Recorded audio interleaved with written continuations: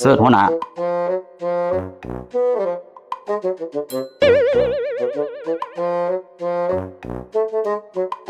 สบายดีหัวหน้าสบายดีไปจังไดมาจังไดเด้ขอรบกวนเวลาในเด้อหน่อยหนึ่งได้เสิร์ชนั่งก่อนสบายดีมาสบายดีไปจังไดมาจังไดพวกเจ้าคือพวกเขามาจากบริษัทโฮมโปรดักชั่นมีสิ่งดีๆมานำเสนอแมนสิ่งดีๆที่ว่าออกมานี่มันแม่นหยังเนาะคือทางบริษัทเท่านี้มีผลิตภัณฑ์หลายอย่างปัจจุบันนี้กำลังขายดีและเป็นที่ต้องการของสังคม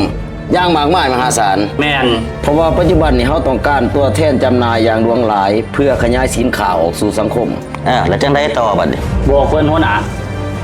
ต้องถามเจ้าก่อนว่าตัวนี้จะต้องการอย่างไรที่สุดโอ้ยก็อยากมีเงินอยากมีเฮือนอยากมีรถนี่แหละอยากมีชีวิตที่ดีขึ้นกว่านี้แหล้วเนาะเจ้าโชคดีแล้วที่จะมาพอข่อยบ่เจ้าหันมาพอข่อยนี่เฮือนข่อยโอ้แม่นแน่เนาะแมน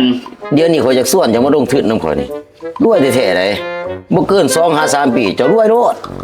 แล้วมันต้องใส่ทุนหลายปานใดจังว่าสิเฮ็ดให้มันรวยได้นี่ลงทุนบ่หลายดอกมาลงทะเบียนนะพวกเฮาเพียงแต่2 ล้านกีบนี่เจ้าก็รวยหลายแล้วนี่เห็นบ่จอยชีวิไลนี่ขี้ขาสั้นจ้ำกว่าแท้ๆได้นี่ตะกี้เราสิมีอีหยังแต่เดี๋ยวนี้เรารวยเด้อแมนข่อยนี่ก็ถือว่าโชคดีหลายที่ได้มาพอเราข่อยนับถือเรานี่ซ้ำโคตรพ่อโคตรแม่ข่อยเลยแม่นบ่แมนคันว่ามันรวยแท้นะจะคือบ่ส่วนเอื้อยส่วนอ้ายส่วนพี่ส่วนน้องจะมาเฮ็ดข่อยก็ส่วนเขาอยู่แต่เขาแน่บ่เห็นโอกาสนี่แหละจะพอโอกาสนี่แต่จะสวยโอกาสนี่รุดมือไป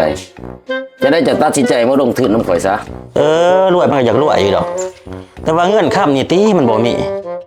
ตั้งว่า2 ล้านพุ่นเนาะบ่ว่าเงินซ้ำ2 ล้านก็สิบ่มีคันบ่มีซะแท้ก็ไปหากู้หายืมมาติดินดอนต้นหญ้านี่ก็มีก็ไปจำเอาข่อยว่าจังซี่เป็นหยังคันว่ามันได้แท้หั่นให้ข่อยยืมเจ้าก่อนซะ2 ล้านไปคันมันได้เจ้าฮักเอาเลยโลดข่อยให้เจ้า5 ล้านเลย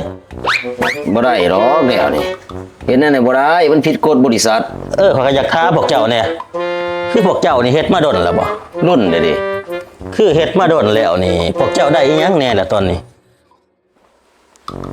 นี่ไปแจ้รถไปยืมรถพุ่นจะน้อยก็สิออกไปเบิ่งดินอยู่ลักเจ็ดนี่เขาใส่ก็เอาคือข่อยเว้าซะข่อยว่าให้ข่อยยืมซะ2 ล้านหั่นมาเช็ดไปแตบเงินก็ลืมโทรศัพท์ก็ลืมจอยอายเพิ่นยืมแน่ข่อยเสียมาแต่สิหลายเอาจังซี่ซะหอนหมู่น่ะก็สิไปเบิ่งดินก่อนโอกาสหน้าจังร่วมกันใหม่ไปเมื่อจอยเฮา